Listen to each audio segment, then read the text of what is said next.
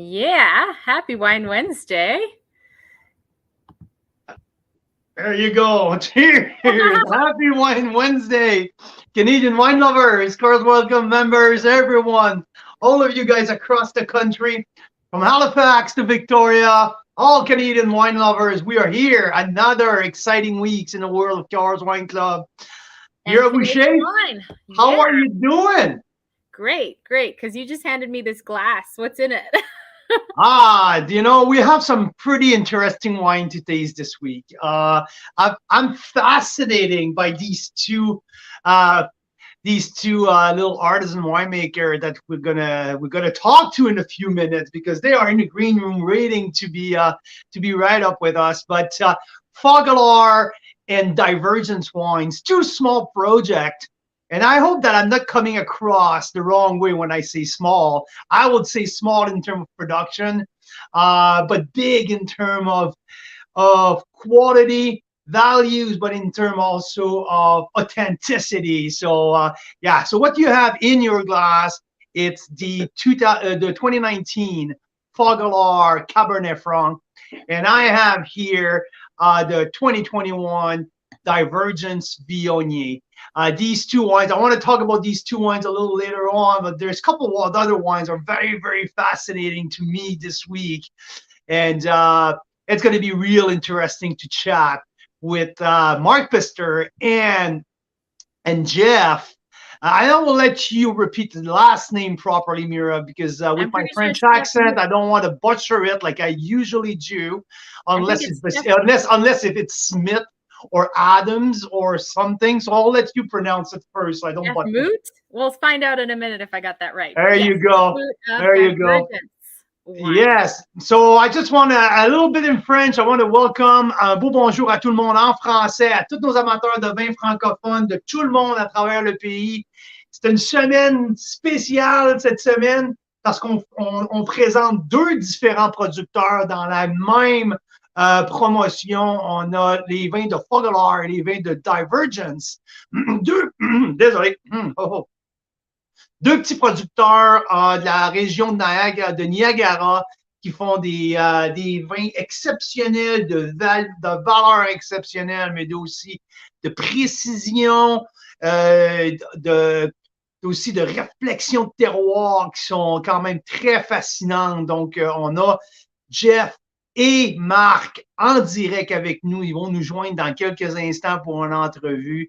Donc, on va parler de vin Niagara. En espérant que tout le monde de toutes les régions francophones du Canada, on passe une belle semaine. Et puis, on parle de vin de Niagara. Yes, we're talking Niagara tonight, Mira. And I want to have your opinion, because we're tasting a boatload of wine together on a daily basis. When I told you we were featuring Fogolar and Divergence because it's one of my under my portfolio at the office to select the wineries and build a schedule while you were really, really, really busy doing other things. But what got you really excited about Fogolar and Divergence? Because I know a couple of weeks prior to the feature, you were quite excited about what we're going to do. So what gets you really excited? My introduction to these guys, I think, was for Fogolar. It was the Riesling and the Finedex Sparkling. Now, both of those are like phenomenal. The Riesling, because the value is just so good and an amazing price point. And then the Finedex, it really stuck out to us last year. It was Finedex. I forgot about that. Yeah. That's true. Right? It's a sparkling wine, but it's an ice wine. And I had never had a sparkling ice wine before. And when we had it, like, holy cow, that really was like a highlight of our year last year, wouldn't you say? I remember tasting that with one of our friend winemaker here in the Okanagan. And when he tasted that wine, he said, "This is the best desert wine I had in my life." Yeah, that's right. Literally, that's what he says. It's like, oh wow, this is a big statement, right? And I kept geeking out on the Finedex, and I'm like, you know what? This has the potential to be in my top 10 wine of the year. And at the end of the year, yes, it was in the top 10 of my. And I remember tasting that the first time in the hot evening during the summer. It was Yes. a hot evening, and we had that just by the lake with guests over, and everyone were like, "What the fuck is that?" It's so good. We got So everyone's special. attention. It was like a what? Yeah, I get it. And Divergence, we had a few.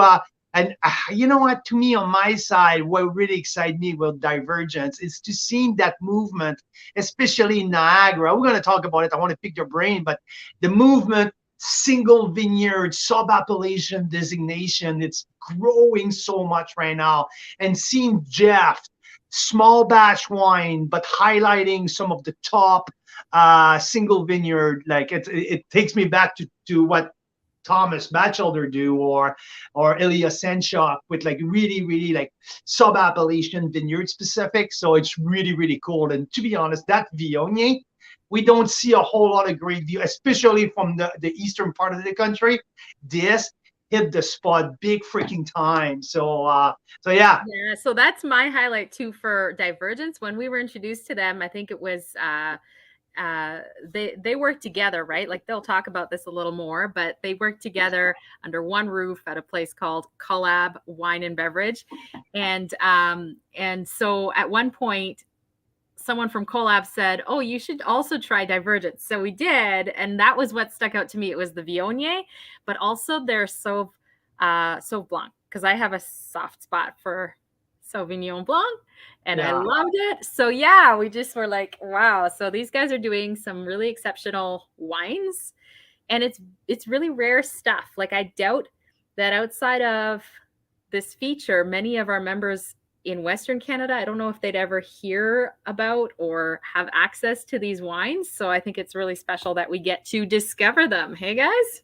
Oh, Mira, I mean, like when we talk about rare stuff, like 95 cases of a small batch Viognier. I mean, like let me get back. Yeah, 95 cases for the Mazza Vineyard, right? Like this not gonna end up on the shelf at the LCBO, right? Right. But yeah, no. Outside of what we do, I mean, there's a very few potential hub to get that wine. But yeah, it's worth, definitely worth. So we have some diehard fans. So some people who like to join us every week, tuning in. Mike, the average wine enthusiast. Good evening. Happy Wine Wednesday, Daryl. Our crew out in Niagara and in Ontario. Welcome to everyone. So are we ready to bring our guest on, Mira? Yes, I would love to. So it's Mark Pistor, who is winemaker at Fogolar, as well as founder at Collab Wine and Beverage, and Jeff Moote at Divergence Wine. So let's bring them on. Hey guys, nice to see you.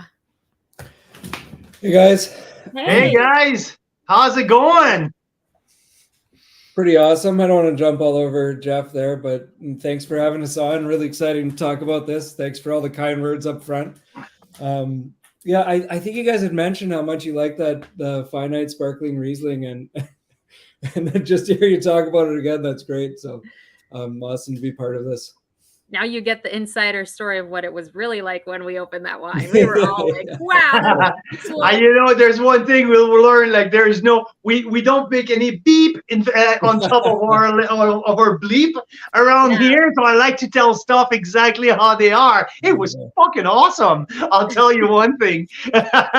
Jeff, welcome. Happy Wine Wednesday, Jeff. It's great to have you. First time we met with Mark before, but for the first time that we connect. So it's great pleasure to meet you, Jeff. How's it going tonight? Yeah, absolutely. You can hear me all right? The audio's good? Absolutely. A1. Yeah, great to be with you tonight. And yeah, thank you as well for the kind words in the intro. That's really great. And can't wait to get into some of this. There you go. Hey, guys, you know, you guys are in a project under the banner of Collab. This is, when you look at the at our friends in the U.S., we see a little bit of a custom place where like a bunch of wineries of artisan winemaker get together. It's a concept that we see more and more, but like here in Canada, we haven't seen that much of these kind of collaborations. So what you guys are into is pretty cool. So Mark, you at the helm of that new project. Can you tell us a little bit more about the Collab project and how you guys are collaborating all together? Yeah, so I mean, the idea is like it's not new. It's based on those absolutely great wineries that have existed around the world, a lot out of the U.S., like the Winemaker Studio in Oregon. And in BC, the crush pad when it first opened was, I thought a model that was absolutely phenomenal. I personally, when I started my brand back in 2013, 2014, around when the first wines started to get produced, the real reason was I wanted to start a brand and then prove to a winery that they should probably be allowing some really, really small niche craft winemakers to get together. It allows us to control costs. It gives us a space to do the work, and it allows us to share the work and get some really awesome products out. So, Fogolar was born out of the idea that if I could prove the concept to the winery partners that I was working with, then maybe I'd finally land a winery where we can do a little bit more. And just this past summer, we sort of, finished that conversation that started probably 3 years ago, when Mira accepted sort of the offer, I guess. Let's go with. Mira is one of the wineries that my consultation company does the winemaking for. Mitchell McCurdy's the winemaker there. But they were, really happy to have us come in and do the work. So we're virtual wineries, but a group of virtual wineries. We share costs in marketing and in production. We just rent some space from Mira and we use their retail license because there are some challenges around gaining access to direct-to-consumer sales in Ontario and the rest of the country when you're a winery in Ontario. So it was just really, really awesome of Mira of ownership, of management there to sort of take, I guess, the risk. And it gave us the opportunity to sort of really move forward fairly quickly. And Jeff had been in the game, and I'll let him talk to it, but he'd been in the game doing the work. And we had just been sort of fingers crossed, hoping for the place that we're going to make it. We had a couple of places that we could. And I'm really sort of excited that there are, there's another one that's opening up, another like collaborative project, a Niagara crush pad essentially that's opening up at the old Stony Ridge Winery, and it's just been really exciting to see that energy and that passion. And I think what's the best about it is that we get people like Jeff, or I don't know, I'll include myself in that, really, really sort of creative winemakers making awesome wines, small volume, really great value, and we're going to have a lot of them, and it's going to give us an opportunity to change customers, I hope. Yeah, and I'm just wondering, just before we touch on your very specific brand, is there much of a exchanging knowledge, like bouncing ideas back and forth, or you guys are doing your own stuff? It is what it is, and you guys are just, I would say, beneficiating of the infrastructure altogether, or it's really like bouncing ideas and all that? I mean, like, I'll let Jeff talk to this after, but it's an enormously collaborative approach. That's where the name came from. There are a lot of winemakers, and then there's some marketing people, and we all share ideas and move this project forward together. I just sort of said, I think I want to do this, worked as hard as I can get there, but I'm not, I don't, this doesn't get off the ground without people like Jeff taking the risk and bringing his energy and passion to the game as well. And, we'll make fun of each other and help each other and both, and it works really, really well. Seems like a hockey team heading into a playoff, right? Serious, yeah, sometimes it gets a little bit too much like that, so we try to, try to keep as professional as you can in a winery, I think. But. Oh yeah, I know what you mean. Just like the locker room, right? Hey, so Mark, let's talk about Fogolar, because we've been working with what you do, I would say now for 1.5 years. First time that I was introduced to your product it was the first wine that I tasted, and we're featuring it again this time. And it was a Riesling. And well, first and foremost, you focus on Riesling and Cabernet Franc. Yep. This is the two main grape varietal that you work with. And is there a reason why? Like what was the idea behind? There's surely a thought process, because you didn't pick two different grapes and say that's what I'm going to do. So what's the thought process behind the whole thing? That's what I did. I mean, I started in the wine industry in 2001 at a wine rack store working in Ottawa, and I got introduced to some really, really awesome wines. I was doing a biology degree at the University of Ottawa, and I read about the winemaking degree at Brock University, and I tasted the 1998 Reserve Cab Franc from Enniskillen, and I was like, I have to change programs. And I knew nothing about wine, and it was just such a beautiful wine. I didn't even know that I loved Cab Franc. I didn't really understand the concept of what Cab Franc was. And then when I got more into wines and more into Ontario wines, it was Riesling and Cab Franc that I thought were the best expressions, right? And I think, every day to the end of my life, I'm going to argue with the Chardonnay and Pinot producers all the time about which are the two varietals that are more important. But I'm Riesling and Cab Franc. I'm 100% Riesling and Cab Franc. I absolutely love the wines. I drink a lot of Riesling and Cab Franc from around the world to learn more about what I'm doing, to learn more about the other stuff, and not only around the world here in Niagara. I mean, the great producers, Cave Springs, Vineland, very, very important. 2027. You must have Brian Schmidt's ears are probably hearing buzzing. I mean, like he's Cab Franc and Riesling as well. We've had some really good talks over the years, and I think we believe kind of some of the same things. And the more I did winemaking in Niagara, and the more I learned about what we do here, the more I saw the potential in Riesling and Cabernet Franc. And I think you spoke at the beginning about trying to access the understanding of terroir. And Thomas was enormously into it at the beginning and started moving in that direction. And lots of people have sort of had that look. And I'm so excited about the growth. And I'm going to explore the region through Riesling and Cab Franc. That's just sort of the goal associated with what my brand is now. And it's such a wonderful experience to see these wines come out, to put them into a bottle, to taste them with the growers and to pour them with consumers. It's always sort of wonderful to have them be like, well, the same grape, same winemaker, same approach, completely different expression, the same way that Chardonnay looks that way and Pinot looks that way for like the Batchelor products, for example. That's awesome. I'll get back to you, Mark, because there's much more that I want to touch base. I need to switch back with Jeff a little bit here. Jeff, your project on your side, it's a little different than what Mark is focusing on, two grape varietal, try to extract the best out of different, but you are going single vineyard specific. And but from what I've seen on most of your wine that I've tasted from you so far, so can you explain me about where's Divergence wine was born, how it was born, and where the idea and the concept behind Divergence coming from? Yeah, absolutely. So I kind of I didn't have a single revelatory wine, and I did come to wine a little bit later. But for me, it was I was working as an engineer prior to this, and I wanted to make something, do something a little bit different. And it occurred to me that I'd spent most of my life in the heart of wine country, and I had all of this right around me, and I was in the middle of it. And I also learned about the same program at Brock University. So I enrolled at Brock and went back to school to learn about wine. And so you guys are both alumni at Brock?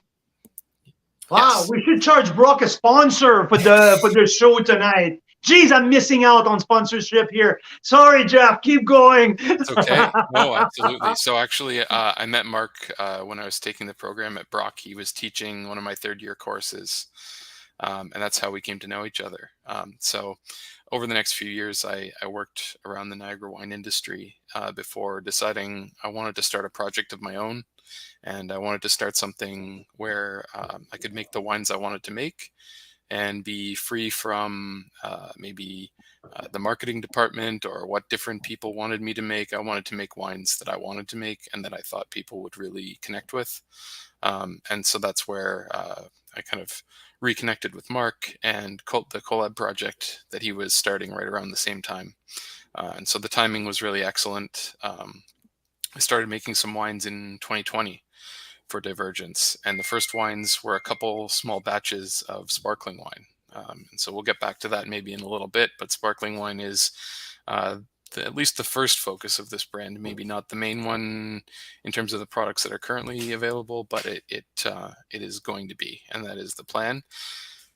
And then I move forward with some of the wines that you have in the lineup today, and I think those are, if you want to put it in varietal terms, it's everything but Riesling, Cab Franc, Chard, and Pinot. So it's not that I don't think those 4 varieties are important to Niagara. It's quite the opposite. And I do get my hands on those in different ways with Chard and Pinot Noir and sparkling, and Riesling and sparkling as well, and then a little bit of Cab Franc. But I decided to explore the more weird and wonderful aspects of Niagara, but also some grapes that I think can actually do really well, even if they're not sort of the mainstay varieties. That's pretty cool. And when I look at all of your label, and you make sure like there's a single vineyard designation on pretty much all of the, at least for the regular varietals. So is it something that you want to pursue? Is it something that's part of the brand? If you go into something, it's going to be single vineyard, single varietals? Yeah, so not as a hard rule across the board. For example, I have a red blend and barrel that will be multiple varieties, multiple vineyards, just trying to show the best sort of Niagara red blend I can put together. But it is accurate to say that single vineyard wines and focusing on a vineyard and a varietal in each bottle is a really, I think it's a really good way to see what that area of Niagara is offering us. That is awesome, because I love the direction of Ontario winemakers much more than what we see here in BC. On the other hand, in BC, we're seeing now they just I think it's another 6 or 7 sub-appellation, but we haven't seen that culture in the winemaking to focusing on single on sub-appellation. We see it a little bit from the Golden Mile bench or Niagara bench, but we don't see that very focused as much as Niagara are working with right now, and it's really, really cool. I'm going to get back with Mark here, and Mark, you need to help me out here. I'm still trying to wrap my head around how the fuck can you possibly sell a $14.95 wine at that quality? And listen, I taste a bunch of people again last week at my home. I blind tasted a bunch of people. People went all the way up to $45, okay, for that wine. And I'm start pissing myself, and I'm like, I'm laughing, and people are like, whoa, why? Okay, so now that I have you on, I need to know how you do that. So I make single vineyard wines. That's the goal. And there's either sort of demand decisions that are associated with how much I produce of the single vineyards. Maybe they don't turn out the way I want when there's multiple sort of batches of it. And when all of that's said and done, I take what's left and I put it into a tank. Now, I tell people I put it into a tank. That's not like, it's kind of it. And it's most of what's there. It's just everything that's there is really good. And you test it first, you put it all together, and you're like, is this going to make a bad wine? And the answer is no, it's really quite good. And that's what the white label is sort of born out of. It's like in its release in 2014, it was $17.95. And with the 2019, I hit $14.95. I had moved around a couple of wineries in a couple of places. And it's just sort of like, the laws really changed, and there's some challenges selling it. And I was like, okay, go to $14.95. That's the bottom I can do, right? So my single vineyards were both that year at $19.95. And if you add them all together and average out what the productions were, then my dollar figure was $17.95, and I found a balance there. And so I'm really happy to be able to do that. That doesn't really matter to me. My single vineyards are what I want to focus on. They're going to be a little bit more expensive all the time, and I really want to have this value product in my portfolio. So if people love my single vineyards, then they're also going to like my white label. And if they find my white label, then they're also going to love my single vineyards. The reality with this wine is, it's just been so well reviewed. I mean, like I'm sitting there, and I did it again over 2 days, And I tried to find flaws, and I'm like, okay, there must be a problem. I tried it ice cold, warm, in the I even left it open in the glass for 12 hours. And every time I'm like, fuck, there's nothing wrong. Every single time. I can't find a problem. And Mira said, yeah, I think we found the problem. It's the price. Yeah. Well, I mean, it's $14.95 because it's $14.95, not because it's bad or good or whatever. It was what I needed that year, and I was like, let's just move it to $14.95. I've changed some of that pricing because I've actually found that consumers are hesitant at $14.95 to sort of dive in, and that's, I mean, I guess I just have to reach more people, but we'll see. We left it at $14.95 for this. I think we had a lot of success the last time we launched it through you, and I have a handful of cases left. So I'm happy for them to all go. I probably have to remember to buy a couple to put into my cellar just to see how it sort of evolves. And I'm tasting it tonight because I hadn't had it in a while, and like it's funky and it's cool, and it's not where everything else that I make lands. Normally, it's just when I put this blend together, I had a lot of success. Like you rated it really highly and have been super supportive. Chris Waters put it on like his top 10 list, I think, at Christmas time a couple of years ago, and I sold a whole bunch of cases from that. So I've sold them through you and through that. It requires a recommendation, I guess, at $14.95, and it's like maybe I just have to sort of. So it went up to $16.95 with the next vintage. The 2020 is a lot more rich and opulent. Yeah. It's cleaner. It's a lot more sort of Riesling. I love this wine. It's complex. Gasoline, kerosene, lemon, lime. There's a little bit of an old world feel in that 19. I mean, like it's not, there's like, to me, I sit there and there's much more than just a sipping wine.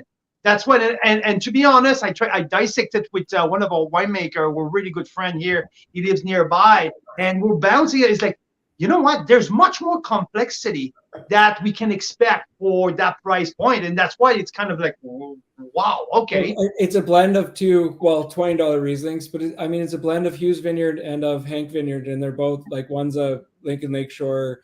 I make my single vineyard from that all the time, and the other one was the Hank Vineyard, and this would have been I think my first year working with that Riesling, and I made a dry style for the Hank, and I blended it with the Hughes, and this was the result. And I was like, yeah, I think it's cool. Let's go with it. And we put it into a bottle, and I mean, it was really well received by critics. Yeah, and I can see the Hank in there because the Hank is much more austere, and there's that really, really dry austerity that bring with the fluff of the Hughes Vineyard. I can see that totally. But okay, let's move on to the Cab Franc quickly because 19 versus 20. Okay, because we'll talk about Piccone, or do you pronounce Piccone or Piccone? And Mark goes with Piccone. His last name's Piccone. So okay, let's do it with the Piccone Vineyard. I want to, because I do personally, we know 2020, vintage of the century, big vintage, warm, hot, dry, everything. I taste side by side the 19 and the 20 Piccone, and guess what? I'm coming out of that with impressed with the freshness and the complexity of the 2019. Yeah. I'm like, to me, that screamed a little bit old world Cab Franc. Like I knew exactly what to expect with the 2020. Big, bold, muscular. But the 19, I was pretty impressed with what you've done with that. Yeah, I don't think the 20 is even close to showing any of what it's going to be right now. I'm not drinking the 2020 tonight. I'm drinking the 19. Yeah, with you guys because it's my preference right now. I had it on the weekend in Kingston with a bunch of other great Ontario wine consumers, and I absolutely loved it. But this is Cab Franc.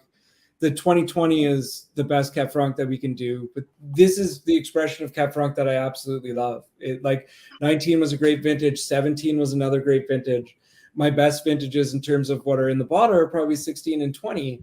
The most ripe vintages, maybe the most sort of well-received outside of, but Cabernet Franc holds that Cabernet name. And it sometimes, confuses what the expectations should be. I love the complexity, the florality, the freshness of fruit, the freshness of acidity. I always like to have a little bit of sort of red pepper, not green pepper, red pepper, that sort of hits a little bit in the balance of oak. And Picon always brings so much wonderful power and a really sort of broad expression of fruit right across the board. And every year that I make it, it's awesome. So in 2014, Mark didn't have a home for his Cab Franc, and just found me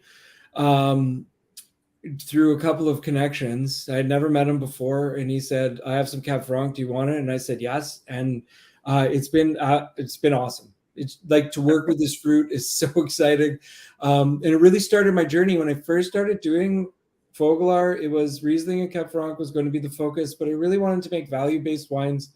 I wanted to work with the vineyards in the cellar and understand them, and not necessarily put them into the bottle.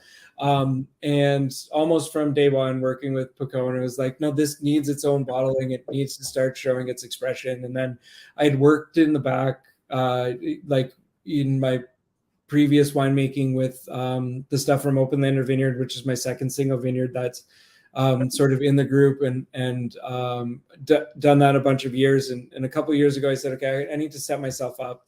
21 was a really difficult vintage, so we're not going to see my sort of multi-vineyard expression from that year. The wines just didn't make it. They didn't achieve the quality. They don't express the vineyard as much as I wanted them to. But in 2022, I don't know, 3, 4, maybe single vineyards. I'm going to try to get to small production, but I'm really excited to start this sort of next phase of what these wines are. Expanding a little bit on different aspects. Are you changing appellation as well? So seeing a little bit more Niagara on the Lake versus escarpment, or well, the Openlander is the Openlander that I've released before. Oh yeah, that's true. Openlander is from Niagara on the Lakes. Yeah, right, correct. So I got different bench sites, and I'd like to dive a little bit further into different Niagara on the Lake sites. Trying to find a river property, trying to find a bench property in Niagara on the Lake that I can source some fruit from, and really see if we could drive some understanding of differences. Yeah. That's funny because I see all the comments here coming in the chat box, and when people get so excited when we talk 2020, people get like absolutely like the climbing up the wall, and it's great because when I tasted 2020 Picon, I had to project in the future. I rated it 90. I rated it 93 points, pretending that I was sitting in 2028. Like, to be honest with you, like this wine, yes, like probably I rated a point over the 19, but 19 right now, like to me, there's so much finesse and finesse, elegance, and purity of the varietal. To me, that's exactly what it was. Right now, Picon 2020, like I said, it can be like whatever it is, but big, right? Yeah, like it's a monster of a wine. I mean, it still looks like the vineyard. It's just a different year. I think we get better expression in more controlled years, but I love 20. So like we were talking earlier today, 20 was the greatest winemaking vintage that I've been a part of.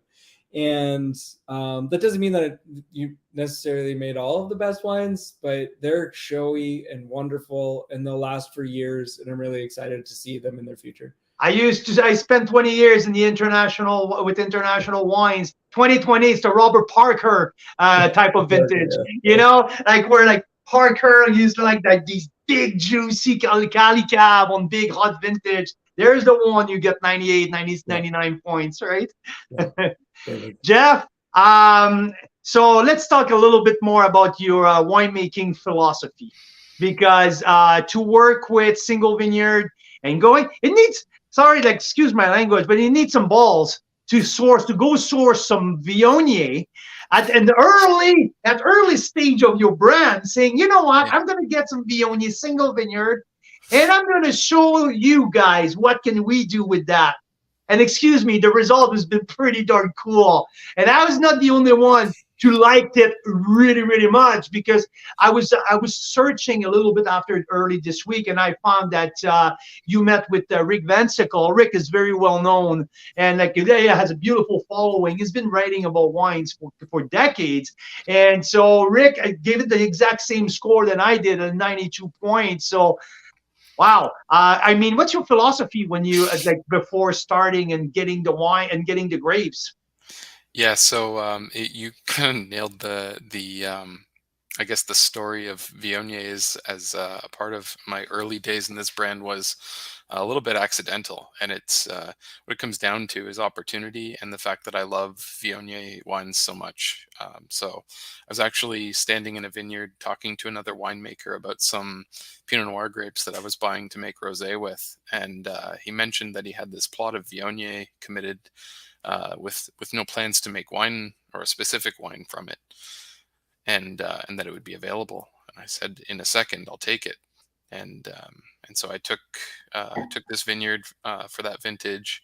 I worked with the vineyard manager to thin the crop down to a level that would get the ripeness I needed, because Viognier doesn't like to ripen very readily in Niagara, even in the best of vintages. And as Mark mentioned, 2021 was anything but the best of vintages. So it was, I would say, doubly challenging. But we stayed the course, hung the grapes for probably 2 weeks longer than anyone sane would choose to do, and then picked them by hand and sorted them twice. And there's a lot of sort of handwork that went into that.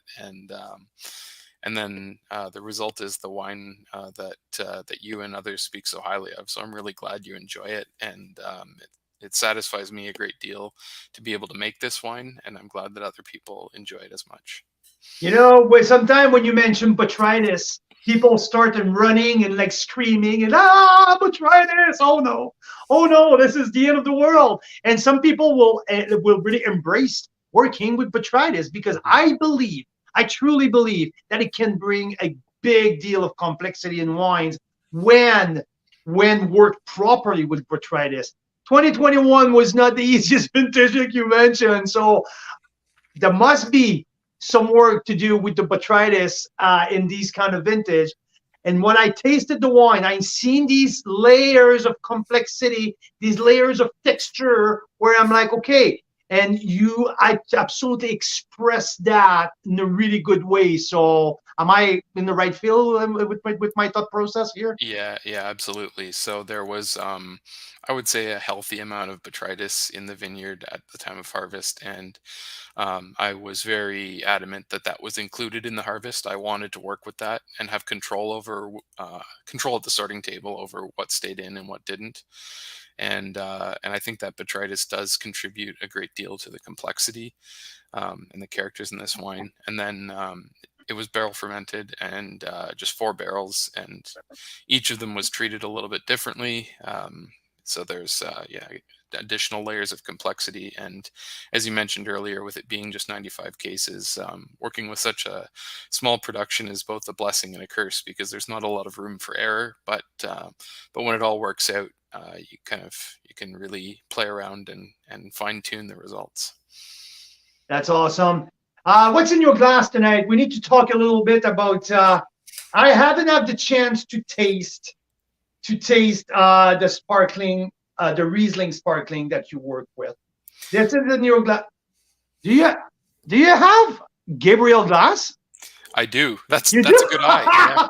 I'm like, wait a minute. This is you too. I love the Gabriel glass. Well, my wines taste so good in them, like they just make my wines look better. That's what I use. That's what I use. Yeah. I'm like, wait a minute. A lot of our members, at least a few hundred of our members, have them too, because we brought in a whole bunch for them. So over the last couple of years. So for sure, these glasses do wonders for every wine I put in. Bring in more. I'll buy some from you guys. That's awesome. Yeah. That's awesome. So you have the sparkling Riesling. What really gets my attention here, it's the half size, 375 ml. I think it's brilliant. You know, you open the bottle, just you and your better half, and you don't have to go through the whole thing. You give the small little portion. Tell me more about that process. I haven't tasted yet, but by the way, if you have a little 2-bottle to ship my way, I would love to do that. I think we can make that happen. Yeah, for sure. And, because that's something that I would like to add to the offer after the show. I would like to add it as a bonus pick, because the 375. But what's the winemaking here? Is it Charmat? Is it how do you proceed with it? So the thought process behind the half bottle is exactly what you said. It's a format that gives you no excuse not to open a bottle of sparkling. The idea is, you can have sparkling any day of the week. And if it's just two of you, the bottle's gone and you don't need to worry about any waste. And if you want more wine, you just open two of them. It's not a big deal. As was shown in the photo, it's a crown cap finish. So again, just like sort of convenience and approachability. But on the winemaking side, it's traditional method, actually. It's not Charmat. Traditional method. Wow. Traditional Good. method, 1 year on lees.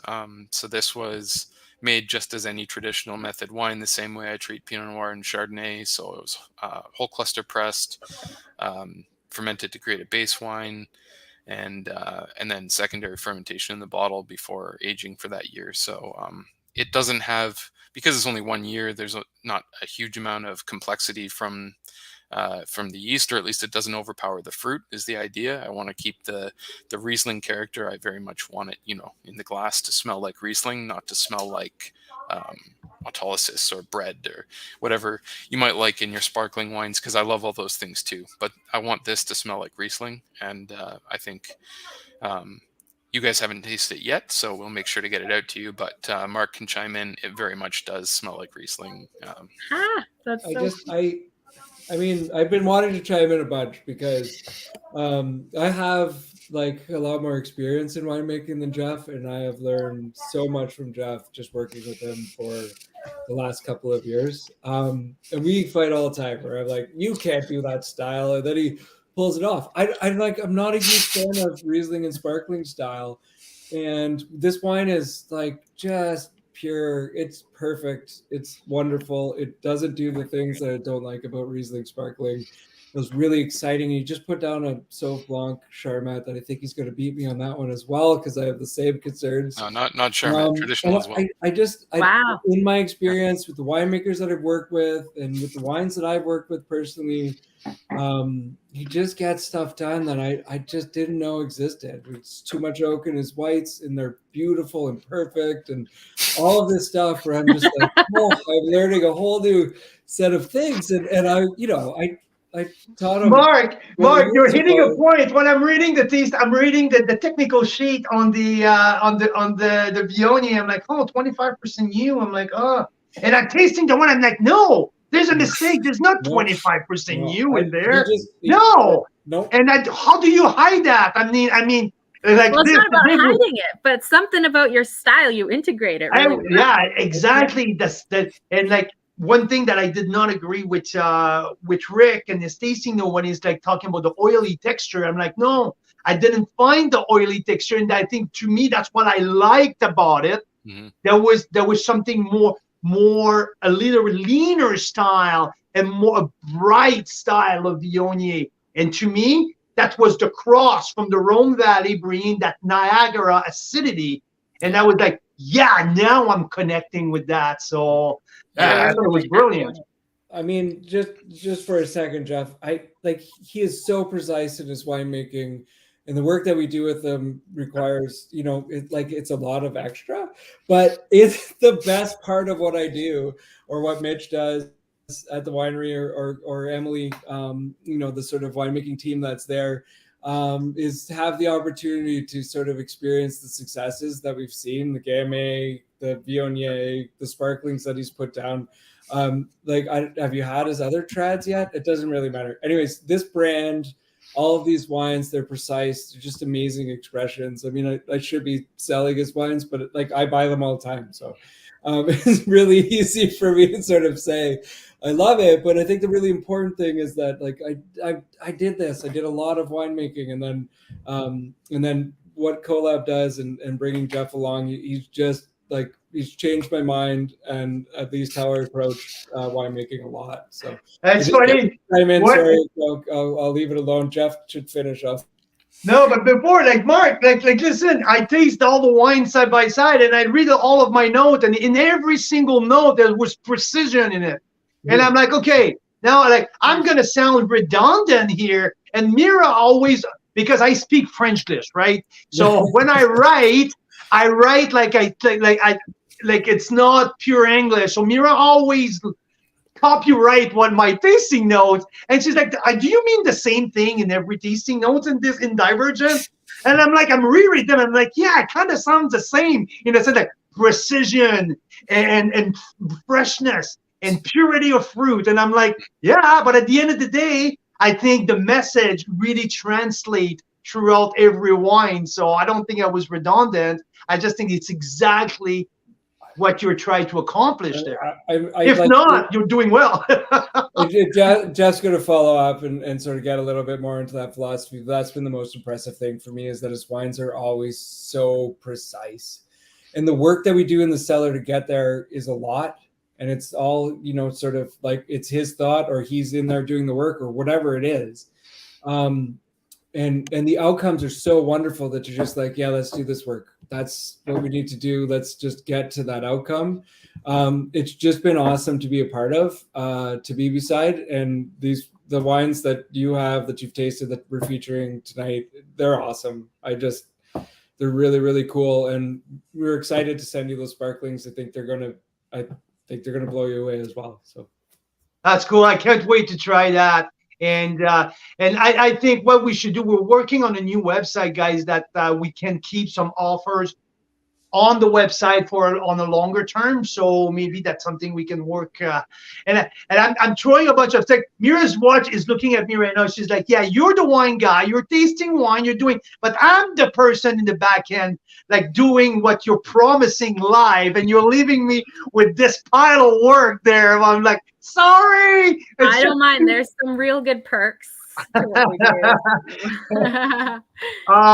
Okay, so yeah, Jeff, tell me about that philosophy of purity, and like, how do you is there something come from winemaking school that you said at school, or is it just pure instinct? How you do that? Yeah, so I don't think anyone who goes to school to learn about winemaking can say at that stage that they're going to do something and then do it. I think you need to go and understand how wines are made, especially in your area, wherever you choose to make wine.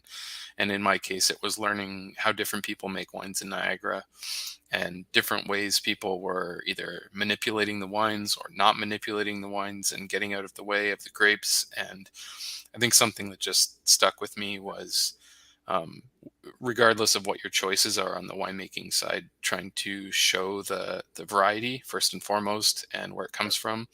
And so that's why, as you saw, like most of my wines have a single vineyard. Even if the vineyard doesn't have a pedigree or someone else who's made that wine with that label before, I'm happy to talk about the grower, because the fact that I've chosen to make it means that I think that grower has done something worth highlighting. Love it. I love it. Absolutely. Jeff, thank you. Thank you. I appreciate your authenticity. I appreciate, like, it's like your wine. I really like that. I think there's so much more we can uncover. I want to talk, Mark, I want to get back to you on a little bit more of a winemaking techniques or something. How did you came up making a sparkling ice wine Riesling?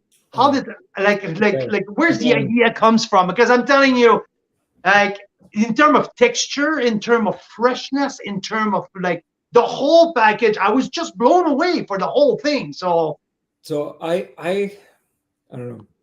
I've had a couple of new ideas in my life, and this isn't one of them. But I worked at Enniskillen to start my winemaking career, and we made sparkling ice wines, and I absolutely love them. When the global economic recession happened in 2008, all ice wine sales died except for one, and it was sparkling Vidal ice wine that Enniskillen make. It was the only wine that we made in 2009. It was the only ice wine that had any demand on it beyond what was already in reserves. And I loved it, and I knew why everyone else loved it. The thing is that I never saw an opportunity for me to be like, yeah, I could just buy 1,000 liters of ice wine, which is, $28,000 or $29,000, and turn it into a sparkling bottle, which is going to be like $45,000 of total production if I'm buying that much. And Ramsey Kairala, you'll notice on the back, it's a Finite X Fogolar, but the winemakers are myself and Ramsey.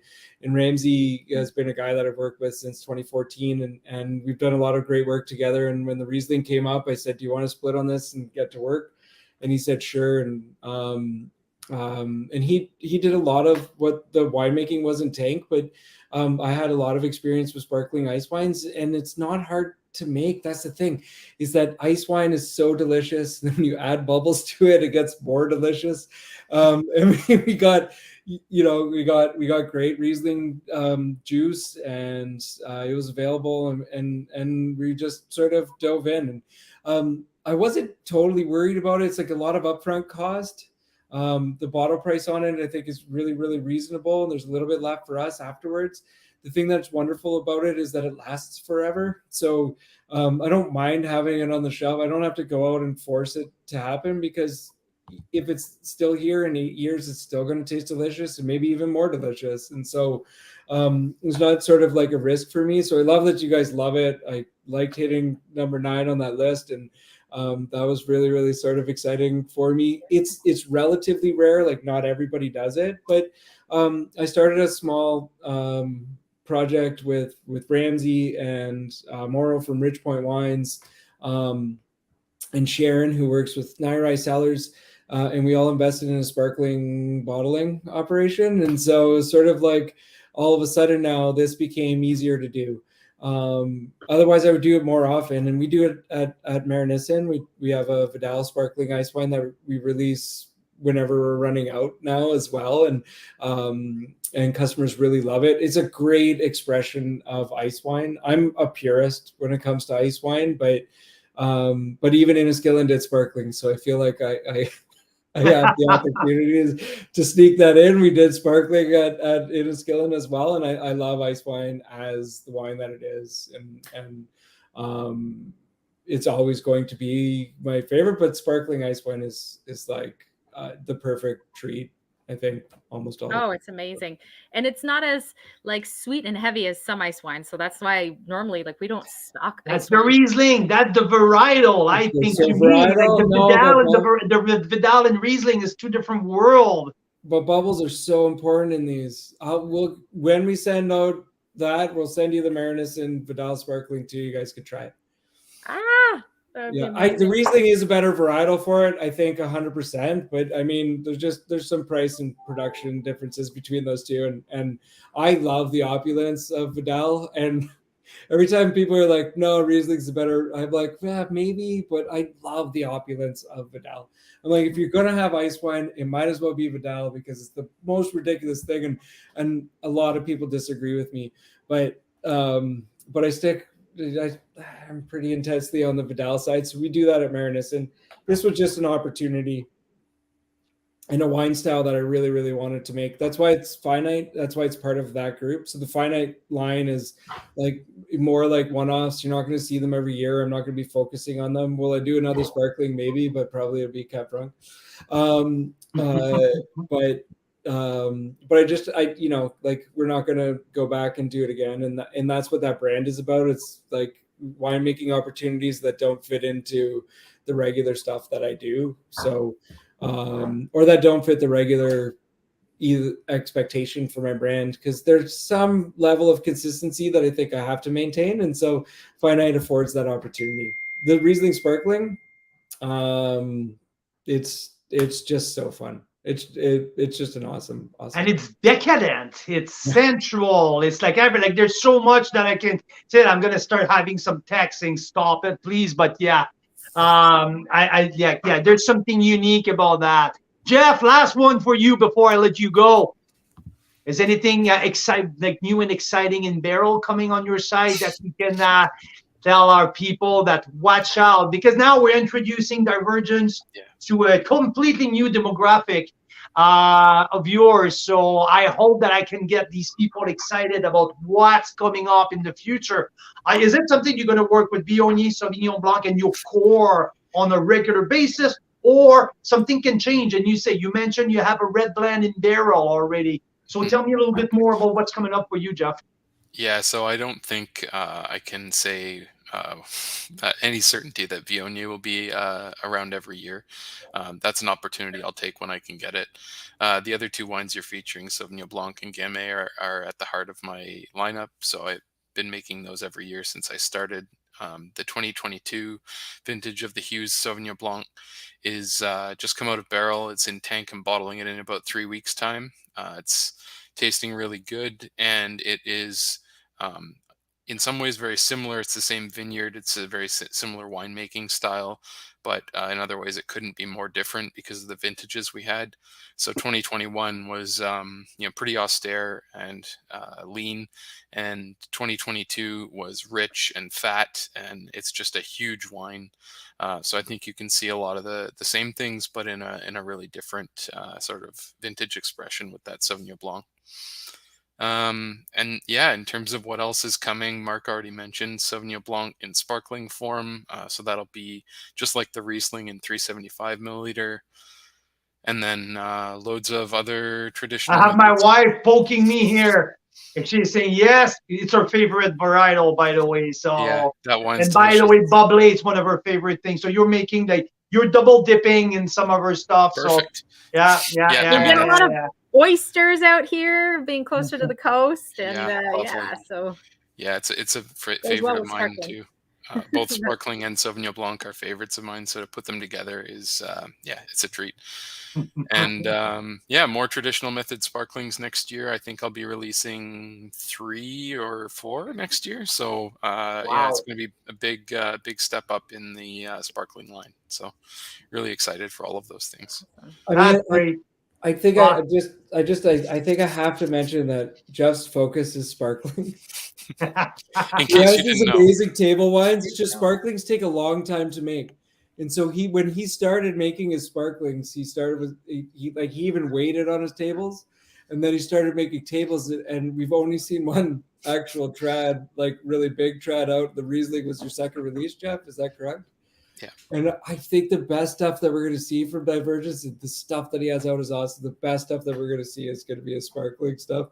I've had the pleasure of tasting like them in their development, and it's just it's super exciting. So make sure that you remind us to send those out to you if we forget, but I'm going to try as hard as we possibly can. But getting those wines out to people, I think, has the potential to sort of change the minds about the wines that we make, both in Ontario, Canada, whatever. That's amazing. We're so excited to bring these wines out west here for the first time, and to have our people, or Western Canada members, to dig into that. Mark, so you're mentioning you're going to get your hands on a few different single vineyards coming up in the next vintage or so. So that's what you're working on. So 22, and I want to it just, you have to wait for the opportunities and find them. There's a couple of places that we might get fruit from. 22 was a short crop. 21 was a rough crop. I got the vineyards I wanted for 21. They just didn't look right, and it's not worth. It's not worth it for anybody to sort of try to show those.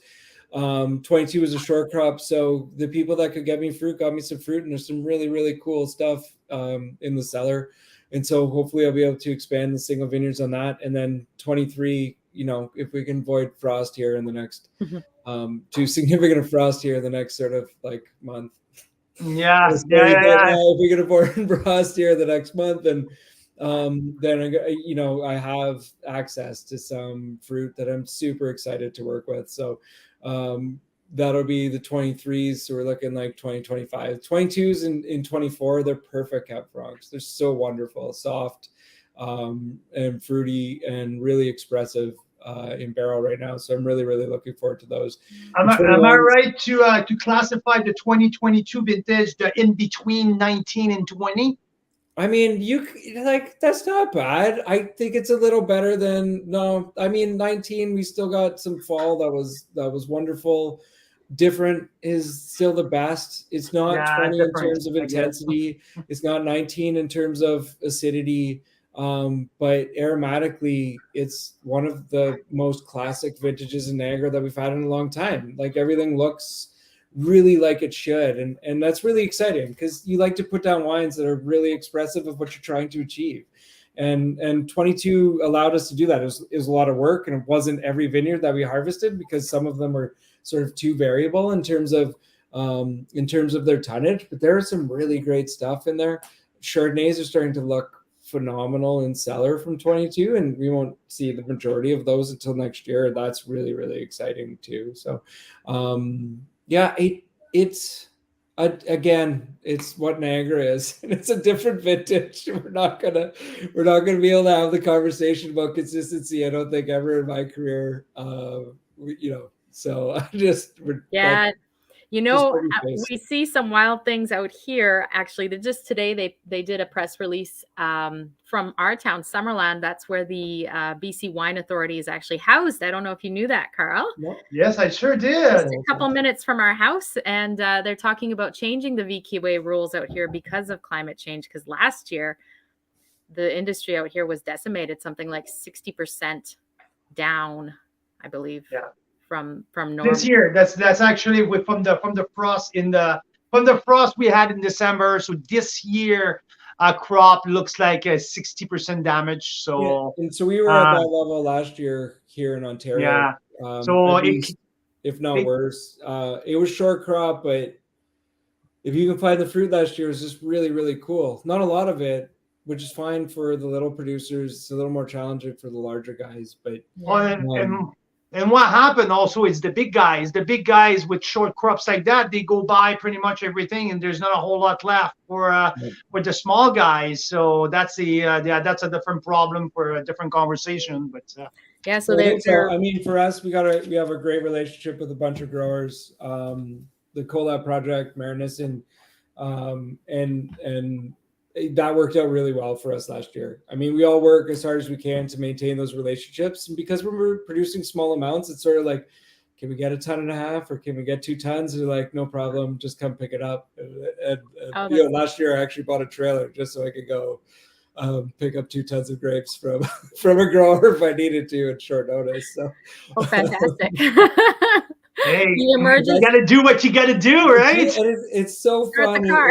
It sometimes feels like we're, I mean, it sometimes feels a little bit, sort of pioneering, and we need all the support we can get for these small brands. And so we appreciate you guys a ton doing this work and getting our brands out to people and just talking about all of the small producers that you have behind you as well. It's awesome work. So thank you very much. Mark, we feel connected because you know what? We're started 3 years ago, but our mission is to get the word out there, what we can do here in Canada. There's too many Canadians who are drinking Chilean Carmenere, Chilean Merlot, Argentinian Malbec, Aussie, like all of these great wines, but they don't have they don't know about the greatness of what we do. In our mission, it's really spread the word and get the message out there. The Great Canadian Wine Challenge, making sure that we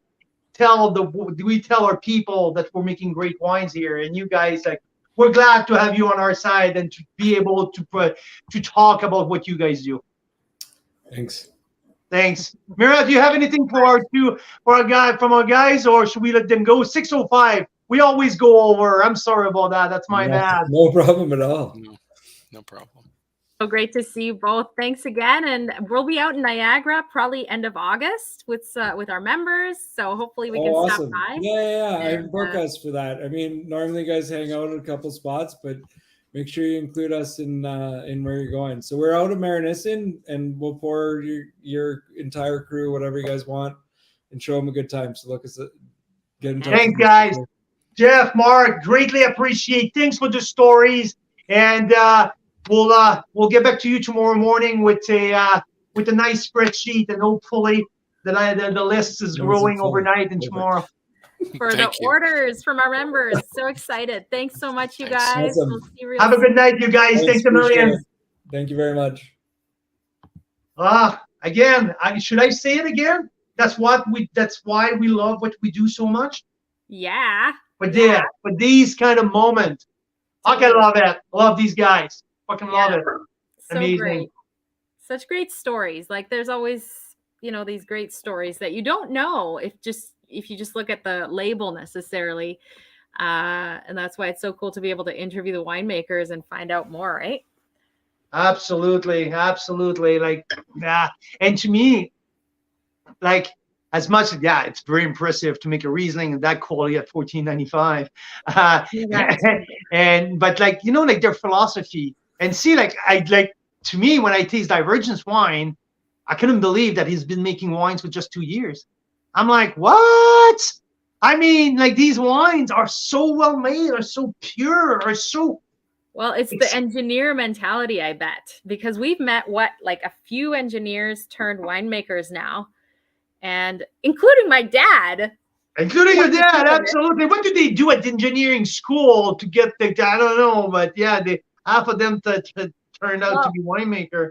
Yeah, I think you have to be fairly meticulous, and there's a lot. Yeah, attention to detail, I would say, right? Attention to details and small. I don't know. These guys. And there's also a lot of like, it's a complex thing. I think there's. I love what Carolyn Hurst at Westcott says. There's 1,000 decisions in every bottle, right? So it's like every day you're making small choices, and then it adds up. So that's why some winemaker styles, like, you could get the same grapes from the same vineyard, 2 different winemakers, it'll still taste different, because I think winemaking is, the winemaker is part of the terroir. It's part of what makes a wine unique, right?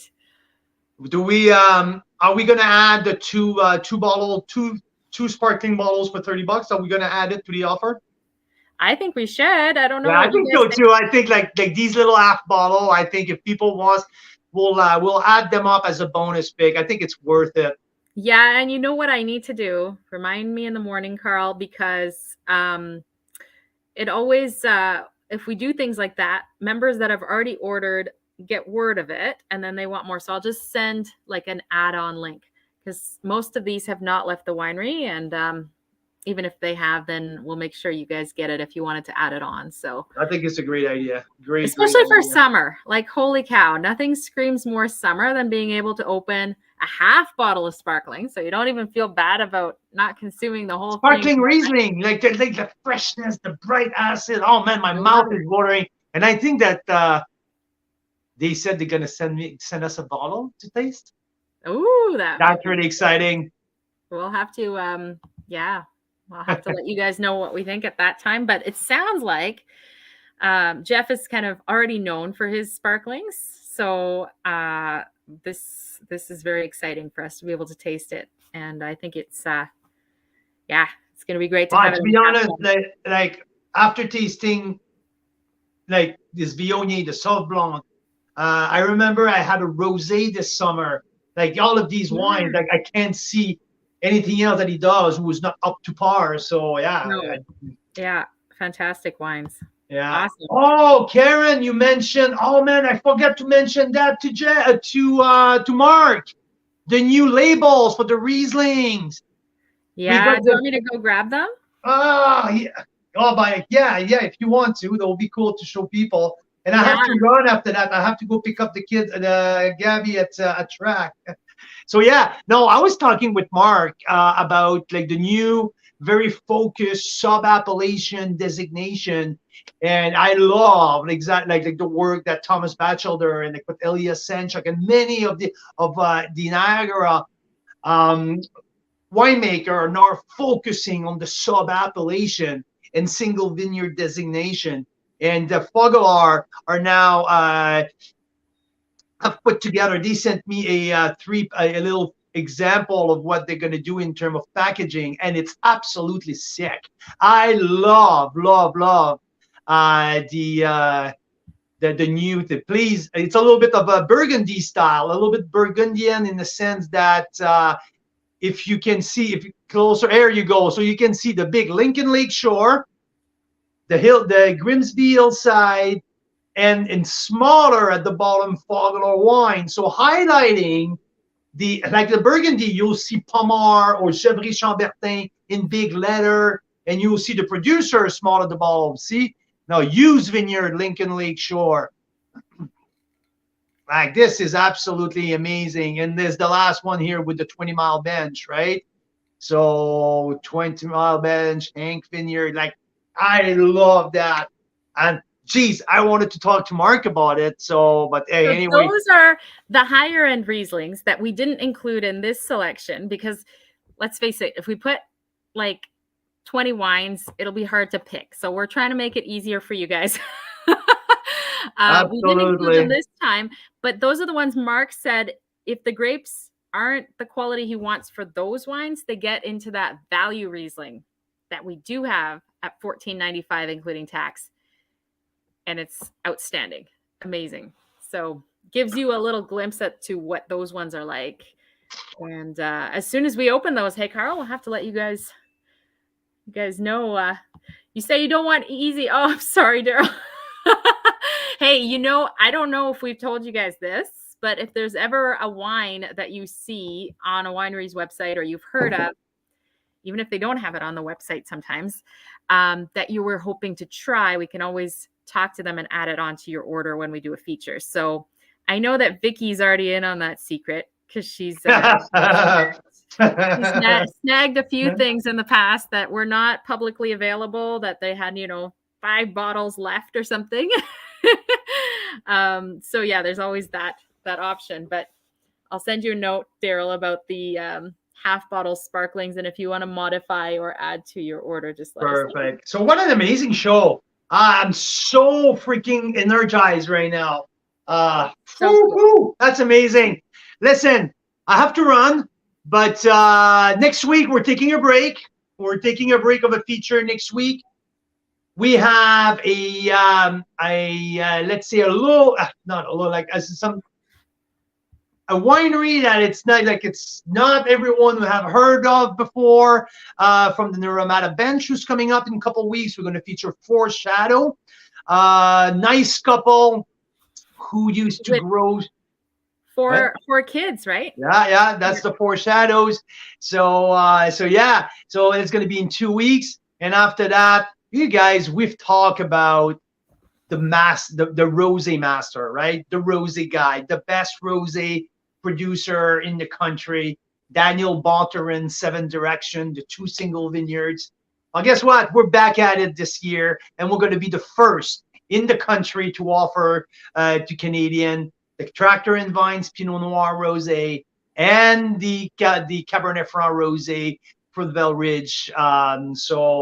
Guess what? We are putting together a historic rosé vertical. Yes, sorry, I mix historic and vertical together. Right.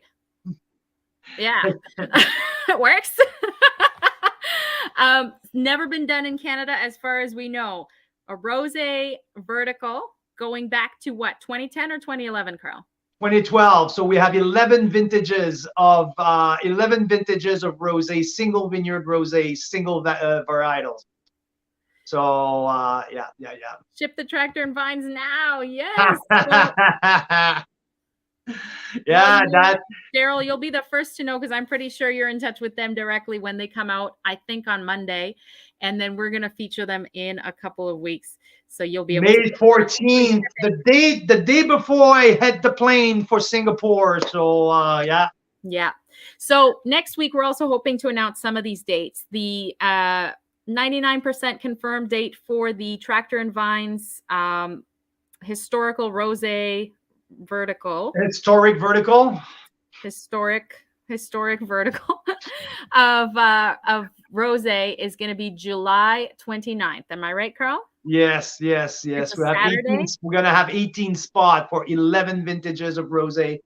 Party at Suanstaff in Ontario, August 19th is the 99% confirmed date.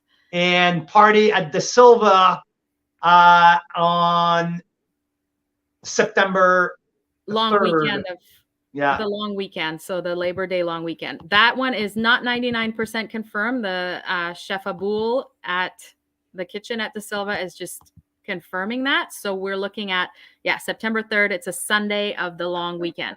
So we'll get that out to you guys next week, so that if you were thinking of going to wine country, you know the dates to plan around, because those will be the most epic events of the year. Yeah. Yeah, Okay, August 19th. Mira, do I let you finish the show? I'll let you close it off, okay? You No, and we your can close skill. it off. We're good. You We're know down what? because I need to run. Hey, everyone, Canadian wine lover, Carl's Wine Club members, thank you for tuning in. It was absolutely amazing. Karen Chapman, you're coming with us in Niagara anyway, so I'm going We to need drag you you. there. Okay? Yes. Take care. And we might do an impromptu live coming up in the next couple of days. We never know. So stay tuned.